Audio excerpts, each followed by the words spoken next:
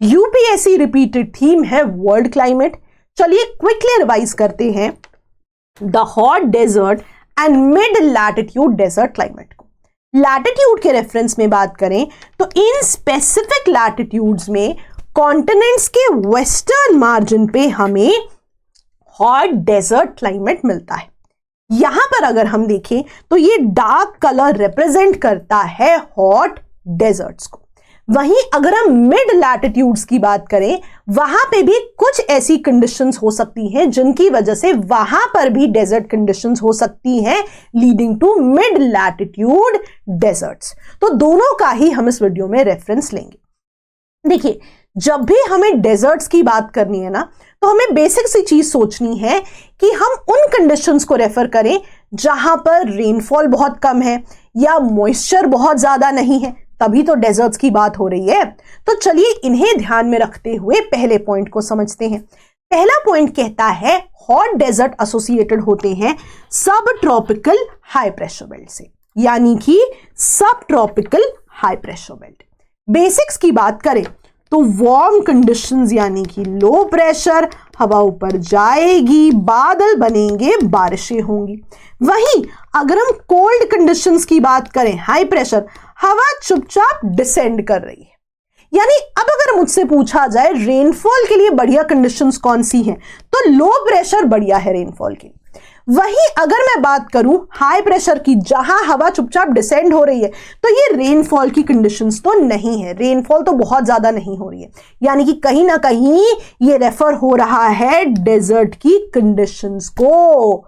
तो यहां पे अगर मैं सब ट्रॉपिकल हाई प्रेशर बेल्ट पे वापस आऊं, जैसे ही हमने हाई प्रेशर पढ़ा हमें रेफरेंस याद आ जाना चाहिए कि ये रेनफॉल की कंडीशंस नहीं थी, ये तो डेजर्ट से एसोसिएटेड कंडीशंस हो सकती थी।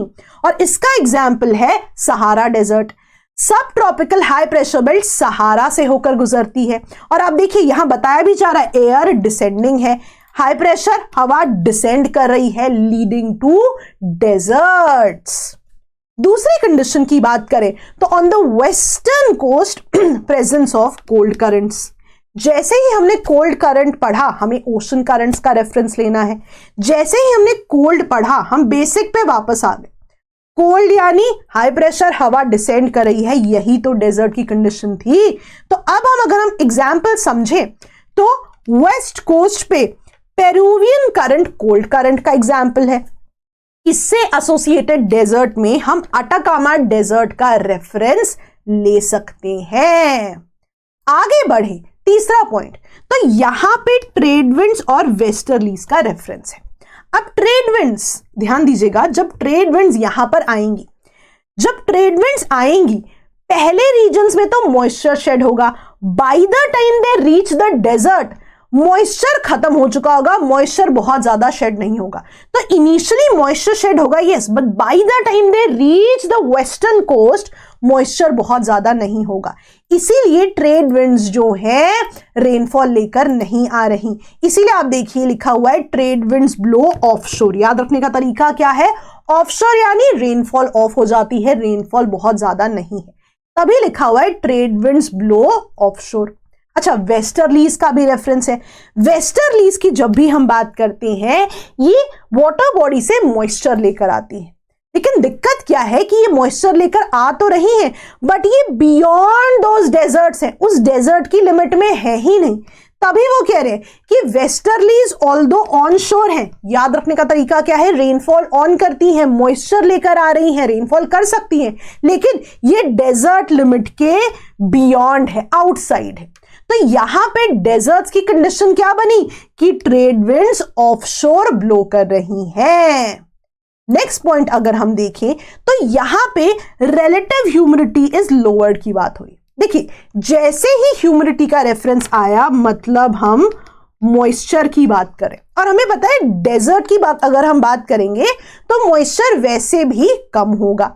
अब यहां पे अगर मैं रिलेटिव ह्यूमिडिटी की बात करूं तो रिलेटिव ह्यूमिडिटी में कंपैरिजन होता है कि मान लीजिए फॉर एग्जांपल यहां पे 100 यूनिट मॉइस्चर आ सकता था, अभी 20 ही है, तो 20% रिलेटिव ह्यूमिडिटी। अब यहां पे जो एक चीज हमें कंफ्यूजिंग लग सकती है, हम वार्मर रीजन्स डेजर्ट की बात कर रहे हैं, इन जनरल वार्म जो भी कंडीशन होगी, फॉर एग्जांपल वार्म एयर होगी, तो उसकी कैपेसिटी टू होल्ड मॉइस्चर बहुत ज्यादा होनी चाहिए। और यहां पर भी हॉट डेजर्ट्स है, वार्म कंडीशन है, कैपेसिटी टू होल्ड मॉइस्चर बहुत ज्यादा होनी चाहिए। लेकिन हम कह रहे हैं रिलेटिव ह्यूमिडिटी लोअर्ड है।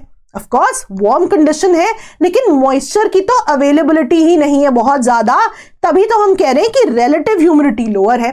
मॉइस्चर ही बहुत ज्यादा नहीं है, तो रेनफॉल की कंडीशंस तो नहीं बन रही बहुत ज्यादा, इसीलिए हम यहां पर भी डेजर्ट की बात कर रहे हैं। नेक्स्ट पॉइंट अगर हम देखें, हम मिड लैटिट्यूड डेजर्ट की बात करेंगे। मिड लैटिट्यूड डेजर्ट, अब यहां पे पहली कंडीशन बनती है डिस्टेंस फ्रॉम द सी, है ना। कोई भी जगह यदि डिस्टेंस फ्रॉम द सी है, तो बाय द टाइम मॉइस्चर से भरी विंड्स वहां पहुंचेंगी तो मॉइस्चर बहुत ज्यादा तो नहीं रहेगा। फॉर एग्जाम्पल गोबी डेजर्ट, आप देखिए कि आसपास कोई बहुत बड़ी वाटर बॉडी नहीं है, इनका डिस्टेंस फ्रॉम द सी बहुत ज्यादा है, तो रेन बियरिंग विंड्स यहां पे बहुत ज्यादा मॉइस्चर शेड तो नहीं कर रहे। दूसरा पॉइंट यहां पर आता है मिड लैटिट्यूड डेजर्ट में रेन शैडो रीजन, जिसका एग्जाम्पल यहां पे पैंटागोनिया डेजर्ट है। जब भी हम रेन शैडो रीजन की बात करते हैं तो यहां पर क्या होता है कि जब मॉइस्चर से भरी हुई विंड किसी पहाड़ को फॉर एग्जाम्पल हिट कर रही हैं, तो वो उसके एक तरफ तो बहुत रेनफॉल करेंगी, पर यही हवाएं जब दूसरी तरफ जाएंगी, क्योंकि एक तरफ मॉइस्चर शेड हो चुका है, दूसरी तरफ मॉइस्चर नहीं रहेगा। तो इसका एग्जाम्पल बनता है कि यहां पे एंडीज माउंटेन्स हैं और एसोसिएटेड जो दूसरा रीजन है, दूसरी तरफ जहां पे रेनफॉल की कंडीशंस नहीं हो रही, जहां पे हम डेजर्ट का रेफरेंस ले रहे हैं, इज पैंटागोनिया डेजर्ट। तो ये 5 कंडीशंस जो है कॉन्सेप्ट बताती हैं हमें hot desert and mid latitude desert climate से एसोसिएटेड। रैपिड रिवीजन बैच जो है लॉन्च हो चुका है, जरूर उसकी जानकारी लें।